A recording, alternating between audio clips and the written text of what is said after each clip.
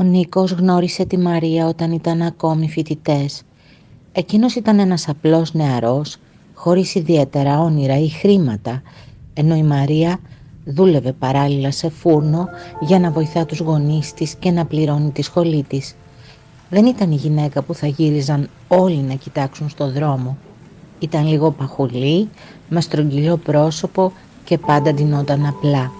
Όμως είχε κάτι που δύσκολα έβρισκες: καλοσύνη. Η Μαρία στάθηκε δίπλα στον Νίκο σε όλα. Όταν έχασε τη δουλειά του, εκείνη πλήρωνε τα περισσότερα έξοδα χωρίς να παραπονιέται. Όταν είχε άγχος για τη σχολή, ξενυχτούσε μαζί του για να τον βοηθήσει να διαβάσει. Του μαγείρευε, τον πρόσεχε όταν αρρώστενε και τον πίστευε περισσότερο από όσο πίστευε ο ίδιος στον εαυτό του. Στην αρχή ο Νίκος έλεγε πως δεν τον ένοιαζε η εμφάνιση. Της έλεγε ότι τη θεωρούσε όμορφη όπως ήταν και ίσως τότε να το εννοούσε πραγματικά. Όμως όσο περνούσαν τα χρόνια άλλαξαν πολλά. Μετά το πανεπιστήμιο βρήκε δουλειά σε μεγάλη διαφημιστική εταιρεία. Άρχισε να βγάζει καλά χρήματα, να ντύνεται καλύτερα και να κάνει παρέα με ανθρώπους που έδιναν τεράστια σημασία στην εικόνα. Στα πάρτι της δουλειάς του κυκλοφορούσαν εντυπωσιακές γυναίκες, influencer και μοντέλα. Οι συνάδελφοί του συχνά σχολίαζαν τις εμφανίσεις των κοριτσιών, λες και ήταν διαγωνισμός. Όποτε εμφανιζόταν η Μαρία μαζί του, ο Νίκος ένιωθε άβολα. Έβλεπε τα βλέμματα κάποιων συναδέλφων και άκουγε ψιθύρους. «Ρε φίλε, αυτή είναι η κοπέλα του. Θα μπορούσε να έχει πολύ καλύτερη». Στην αρχή προσπαθούσε να τα αγνοήσει, αλλά μέσα του άρχισε να αλλάζει. Σταμάτησε να της κάνει κομπλιμέντα, δεν ανέβαζε πια φωτογραφίες μαζί της. Όταν εκείνη τον ρωτούσε τι συμβαίνει, εκείνος έλεγε πως ήταν κουρασμένος ή πιεσμένος από τη δουλειά. Η Μαρία καταλάβαινε ότι κάτι δεν πήγαινε καλά. Προσπάθησε να αλλάξει, ξεκίνησε δίαιτα, γράφτηκε γυμναστήριο και αγόρασε καινούρια ρούχα για να νιώθει πιο όμορφη. Όμως όσο περισσότερο προσπαθούσε, τόσο πιο ψυχρός γινόταν ο Νίκος. Μια μέρα η εταιρεία του διοργάνωσε μια μεγάλη φωτογράφηση για νέα καμπάνια. Εκεί γνώρισε την Εύα.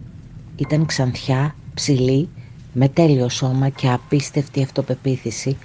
Όλοι γύρω της γελούσαν, τη θαύμαζαν και την πρόσεχαν. Η Εύα φλέρταρε ανοιχτά με τον Νίκο και εκείνος ένιωσε κάτι που είχε καιρό να νιώσει. Σημαντικός.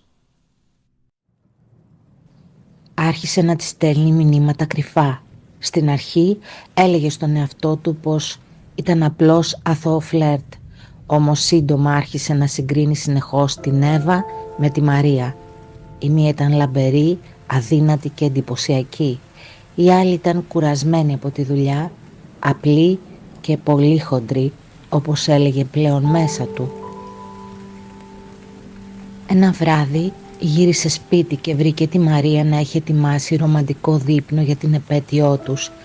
Είχε ανάψει κεριά και φορούσε ένα μαύρο φόρεμα που είχε αγοράσει για να του αρέσει περισσότερο. Ο Νίκος όμως δεν ένιωσε τίποτα. Κάθισε στο τραπέζι αμίλητος. Η Μαρία προσπαθούσε να χαμογελάσει, αλλά έβλεπε την απόσταση στα μάτια του. «Νίκο, με αγαπάς ακόμα?» τον ρώτησε χαμηλόφωνα. Εκείνος άφησε κάτω το πιρούνι και αναστέναξε. «Δεν ξέρω». Η καρδιά της σφίχτηκε.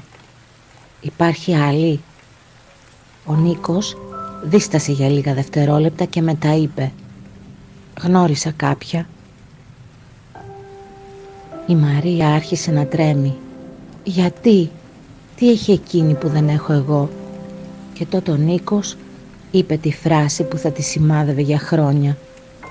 «Κοίτα τον εαυτό σου, Μαρία. Έχεις γίνει πολύ χοντρή.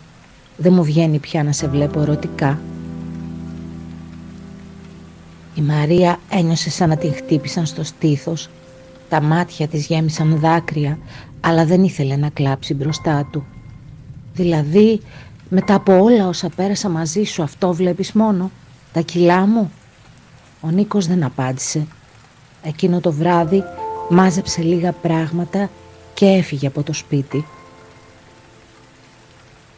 Λίγες μέρες αργότερα άρχισε επίσημα σχέση με την Εύα. Στην αρχή όλα έμοιαζαν τέλεια.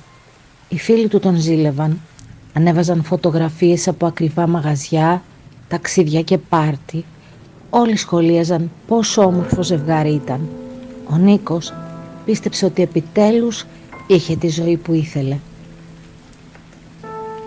Όμως πίσω από την τέλεια εικόνα δεν υπήρχε ουσία. Η Εύα ενδιαφερόταν μόνο για φωτογραφίες, social media και δημόσιες σχέσεις. Αν ο Νίκος είχε άσχημη μέρα ή προβλήματα, εκείνη βαριόταν να τον ακούσει. Συχνά ακύρωνε συναντήσεις τους για να βγει με πιο σημαντικούς ανθρώπους. Για πρώτη φορά άρχισε να θυμάται τη Μαρία. Θυμόταν πώς τον αγκάλιαζε όταν είχε άγχος, πώς τον κοιτούσε με θαυμασμό όταν όλοι οι άλλοι τον αγνοούσαν, πώς ήταν πάντα εκεί. Έναν χρόνο μετά, περπατώντας στο κέντρο της πόλης, την είδε τυχαία. Η Μαρία καθόταν σε μια καφετέρια. Είχε αλλάξει λίγο, είχε χάσει μερικά κιλά, αλλά αυτό που ξεχώριζε ήταν η ηρεμία στο πρόσωπό της. Δίπλα της καθόταν ένας άντρας που την κρατούσε από το χέρι και γελούσε μαζί της. Ο Νίκος στάθηκε ακίνητος. Η Μαρία τον είδε και χαμογέλασε ευγενικά. Όχι με θυμό, όχι με μίσος, σαν να είχε πλέον ξεπεράσει όλον τον πόνο. Τότε ο Νίκος κατάλαβε κάτι που δεν είχε καταλάβει ποτέ όσο ήταν μαζί της. Δεν την είχε χωρίσει επειδή ήταν χοντρή. Την είχε χωρίσει επειδή έγινε ρηχός και άφησε την γνώμη των άλλων να καταστρέψει κάτι αληθινό. Και τώρα ήταν αργά.